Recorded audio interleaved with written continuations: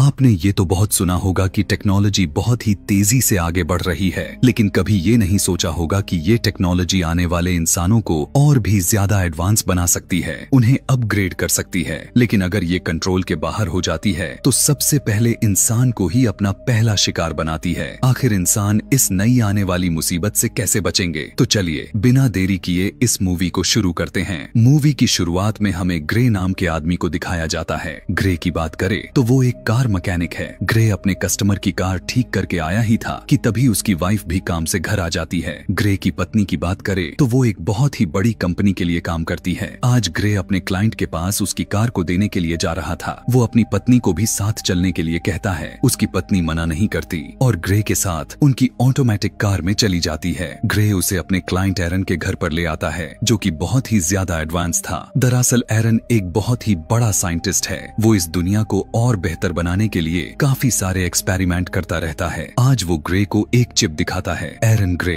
और उसकी पत्नी को बताता है कि ये आज तक के मानव इतिहास की सबसे बड़ी खोज होने वाली है, क्योंकि ये चिप कुछ भी कर सकती है। लेकिन ग्रे उसके इस एक्सपेरिमेंट से ज्यादा खुश नहीं था, क्योंकि इंसान ही बहुत सारी चीजों को इन मशीनों से बेहतर कर सकते हैं। इसके बाद ग्रे और उसकी पत्नी दोनों अपनी कार में बैठकर घर जाने लगते हैं। उनकी कार ऑटोमेटिक थी, इसलिए वो उस पर इतना ध्यान नहीं देते, लेकिन तभी उनकी कार अपने आप ही अपनी दिशा बदल लेती है। ग्रे उसे रोकने की बहुत कोशिश करता है, लेकिन कार पूरे तरीके से कंट्रोल के बाहर हो गई थी। थोड़ा आगे जाने पर उनकी कार पलट जाती है, लेकिन उन्हें ज्यादा चोट नहीं आती। थोड़ी ही देर बाद वहाँ पर कुछ मास्क वाले लोग आकर दोनों को कार से बाहर निकाल लेते हैं। उन्होंने ग्रे की पत्नी को शूट करके मार दिया और ग्रे की सिर्फ रीढ़ की हड्डी तोड़कर वहाँ से चले जाते हैं। ग्रे रीढ़ की हड्डी टूटने की वजह से अपनी जगह से बिल्कुल भी नहीं हिल पाता और उसकी पत्नी उसके सामने ही अपना दम तोड़ देती है। फिर हम ग्रे को हॉस्पिटल में देखते हैं। वो अब पूरे तरीके से पैरालाइज हो चुका है। इसके बाद हमें सीधा 3 महीने आगे का सीन दिखाया जाता है। ग्रे व्हीलचेयर के सहारे भी अपने कुछ छोटे मोटे काम कर पाता है और अब उसकी मॉम उसकी देखभाल करती है। एक दिन जब ग्रे की मॉम उसके बाल काट रही थी तो ग्रे बहुत रोता है, क्योंकि एक झटके में उसकी हंसती खेलती जिंदगी बर्बाद हो गई। अगले दिन ग्रे और उसकी मॉम डिटेक्टिव कॉटेज के पास जाते हैं। ग्रे पूछता है कि क्या तुम्हें वो आदमी मिले? डिटेक्टिव बताती है कि हमें अभी तक उनके बारे में कुछ भी जानकारी नहीं मिली है, लेकिन हम हमारी तरफ से पूरी कोशिश कर रहे हैं। ये सुनकर ग्रे को और भी ज्यादा गुस्सा आ जाता है, क्योंकि वो बहुत टाइम से पुलिस स्टेशन के चक्कर लगा रहा था और अभी तक पुलिस वालों को कुछ भी नहीं मिला। घर आकर ग्रे रात में मशीन से अपनी दवाई ले रहा था। वो बार बार उस मशीन को अपने अंदर डोज लगाने के लिए कहता है, ताकि वो अपनी जिंदगी से छुटकारा पा ले, लेकिन वो मशीन बीच में ही रुक जाती है, क्योंकि अगर उसने एक डोज और उसे दी तो वो दवाई की ओवरडोज की वजह से मारा जाएगा। दवाई की ओवरडोज की वजह से ग्रे बेहोश हो जाता है। इसके बाद उसकी आंखें हॉस्पिटल में खुलती हैं। थोड़ी ही देर बाद एरन भी वहां पर आ गया। वो ग्रे से कहता है कि मुझे तुम्हारी ऐसी हालत को देखकर बहुत दुख हुआ, पर मेरे पास एक ऐसा तरीका है जिसकी मदद से तुम फिर से अपने पैरों पर चल सकते हो। जो चिप मैंने तुम्हें उस दिन दिखाई थी वो तुम्हें एक नई जिंदगी दे सकती है। ग्रे भी उसकी बात को मान लेता है, क्योंकि वो तो वैसे भी जिंदा होकर भी मरा हुआ था। ये ऑपरेशन बाहर की दुनिया से परे एरन के घर पर होता है।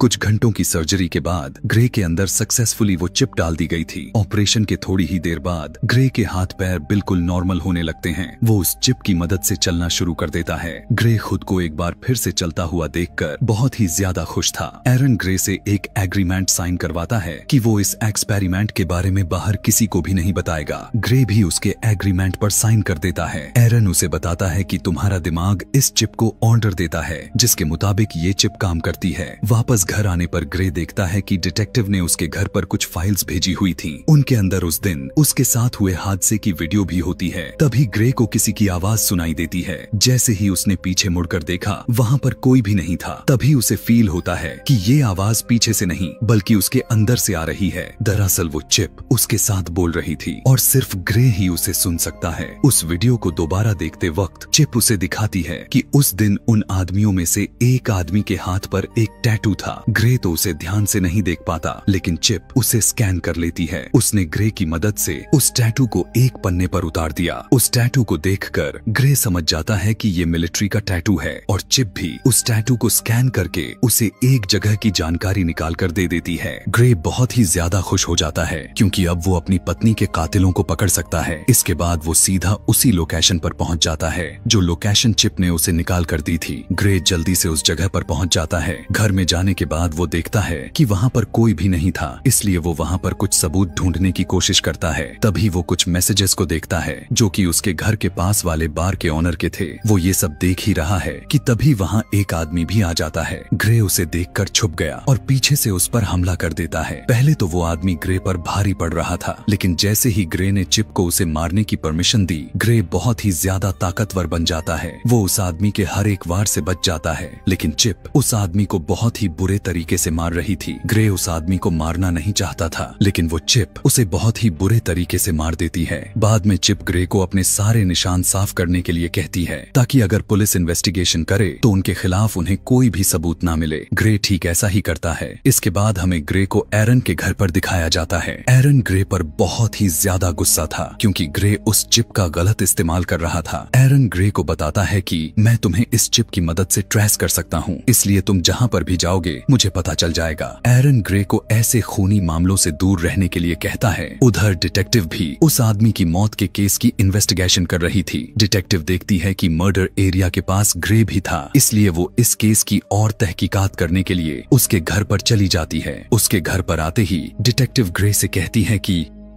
उस दिन मैंने तुमसे झूठ बोला था कि मुझे तुम्हारी पत्नी के कातिलों का कुछ भी पता नहीं चला, बल्कि हमें एक आदमी मिला था, बस हमें उसी पर शक था, इसलिए हम उस पर कोई कार्रवाई नहीं कर पाए। लेकिन कल उस आदमी की मौत हो गई है और तुम भी उसके मर्डर के वक्त उस एरिया में थे। ग्रे कहता है कि क्या तुम मुझ पर शक कर रही हो? मैं तो चल भी नहीं सकता हूँ, मेरे पास इसका सबूत भी है। अगर तुम्हें फिर भी विश्वास नहीं है तो तुम मेरे पैर पर चाकू मारकर देख सकती हो। लेकिन डिटेक्टिव ज्यादा कुछ नहीं बोलती और वहाँ से चली जाती है, क्योंकि उसके पास ग्रे के खिलाफ भी कोई ऐसे पुख्ता सबूत नहीं थे। इसके बाद ग्रे सीधा बार में चला जाता है, जहाँ पर उसे अपनी पत्नी का दूसरा कातिल मिलेगा। अंदर जाते ही ग्रे वहाँ बैठे सभी लोगों को बोलता है कि तुम में से किसी ने मेरी पत्नी को मारा है, अच्छा रहेगा तुम खुद ही खड़े होकर मुझे बता दो। अब क्योंकि ग्रे पैरालाइज था, इसलिए कोई भी उसकी बातों को सीरियस नहीं लेता। तभी एक आदमी खड़ा होकर कहता है कि मैंने तुम्हारी पत्नी को मारा है, और वो ग्रे को मारने के लिए अंदर ले जाता है। अंदर जाते ही ग्रे ने अपना सारा कंट्रोल चिप को दे दिया, जिस वजह से वो एक एक करके वहाँ पर मौजूद सभी लोगों को मार देता है। आखिर में वो आदमी उसे बताता है कि हमें फिस्क नाम के आदमी ने तुम्हारी पत्नी को मारने के पैसे दिए थे। इतना बताते ही वो आदमी वहीं पर मारा जाता है। चिप ग्रे को बताता है कि एरन को हमारी लोकेशन मिल गई है, वो मुझे शट डाउन कर रहा है, इसलिए मेरे पूरे ऑफ होने से पहले तुम्हें एक हैकर के पास जाना होगा ताकि वो मुझे फिर से रिबूट कर सके। जाते वक्त चिप उसके हाथ पर कुछ कोड भी लिख देती है ताकि उसकी मदद से वो हैकर उसे रिबूट कर दे। ग्रे उस हैकर की बिल्डिंग के पास पहुंच जाता है, लेकिन तभी चिप का 30% हिस्सा ऑफ हो गया, पर फिर भी ग्रे आगे बढ़ता रहता है। हैकर के कमरे तक पहुंचते पहुंचते